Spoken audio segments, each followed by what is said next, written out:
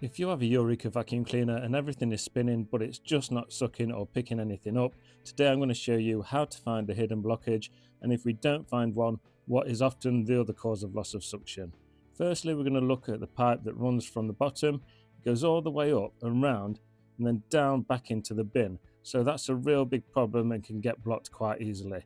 We're going to separate it at the side here by twisting and pulling, and then twist and pull off the bin here.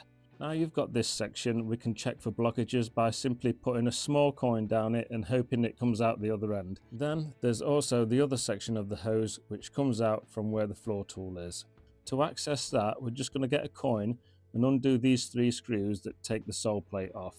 And then that gives us better vision to this area here, which is very common for blocking.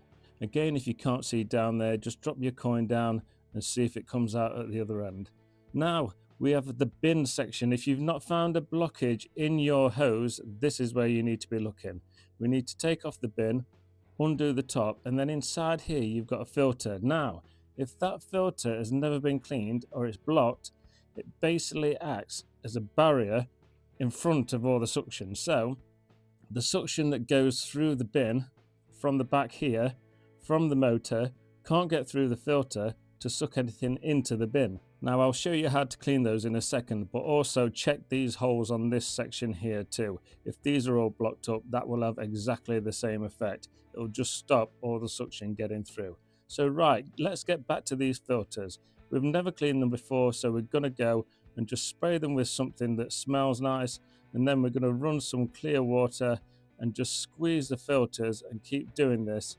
You'll start to see all the dirt coming out, and then wait until the water is running perfectly clear from the filter, squeeze it out, and then we need to get it as dry as we can, as quickly as we can.